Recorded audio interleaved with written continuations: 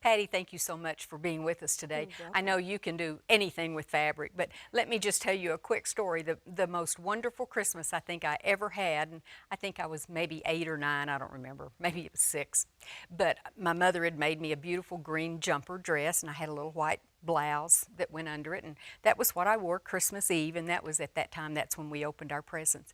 Opened this wonderful box, and it was back, you said you do remember, when they had those walking dolls. My doll had a dress on that looked just like my outfit. I can't remember what I had for breakfast today maybe, but I will never forget my doll and how beautiful she looked. And we were just twins, and we walked around and modeled all day. They were all tired of looking at us, I think. But now that seems to be coming back to where, people want to dress their dolls like their little girl's outfit. Yes. That's not as easy as it sounds like. No, there's a lot of patterns out there, of course, but you might find a little girl's dress and not the doll dress to be exact. So I thought I might share with you just some ways to change the pattern so that they would both be the same. And this, well, since we have the little doll, what's her name? This is a Madame Alexander doll. Okay. And so this was the pattern I had for the little girl's dress. Which this is a real popular look right Yeah, now just for the adults bottom, and swings out and it's pointed, and there was nothing. And so I found this one for the doll, but it doesn't have the points. No, has the waist, so you had that going, Right. had the sleeves. So I like to find the closest thing, of Yeah, course, sure. because it's less work. Right. And so what I did was I took the pattern. Oh, before I start though, I always want to test, because all the dolls, no matter what, they all have kind of a different size neck. So I have a Madame Alexander and I have an American Girl pattern, so I want to do a little test. So I take a paper towel and I just stitch it up. Saves fabric. Yes, and I also take away the seam allowance, obviously. And so then when I can tell, then I take out of the pattern whatever I need to take out of the pattern.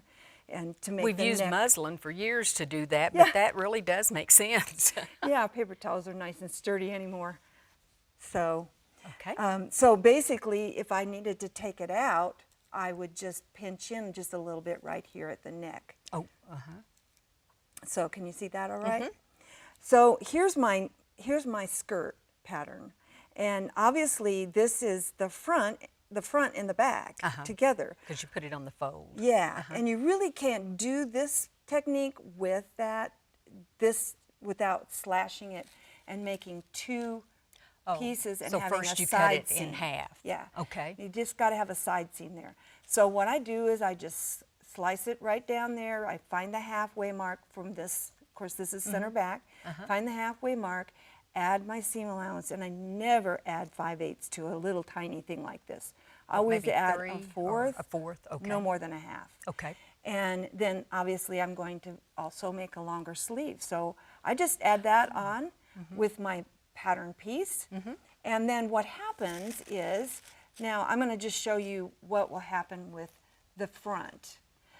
Because you're going to do the same thing with the front and the back. Oh, so okay. here's my square. I want to have this part right here is going This to... is like a gourd. Yes, skirt. I need to make this wider. And so as I come up, I just spread this until this and this are even. Okay.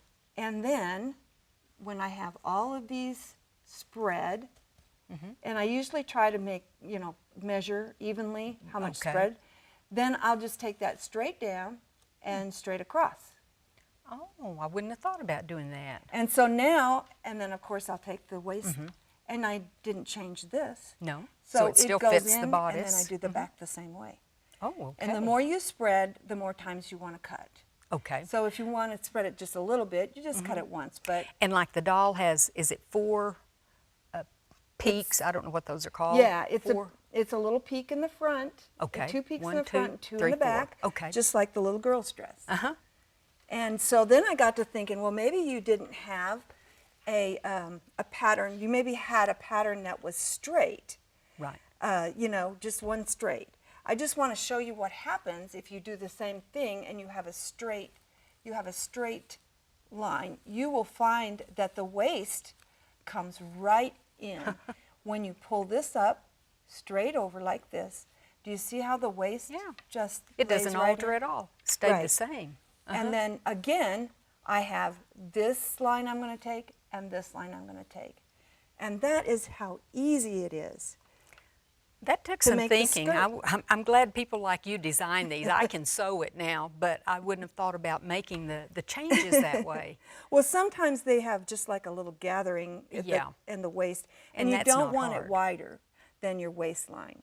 That way you get exactly that at the end. But you know, this can work on adult clothes or anything. So Well, it would. The you could concept's the reverse it. same. The waist changes. Right. Right. So anyway, that's an easy way to change a pattern. Well, I appreciate you showing us because it's just so much fun. I still have wonderful memories of my doll in my outfit too. So thank you very much for being here, Patty. You're welcome. Thank you.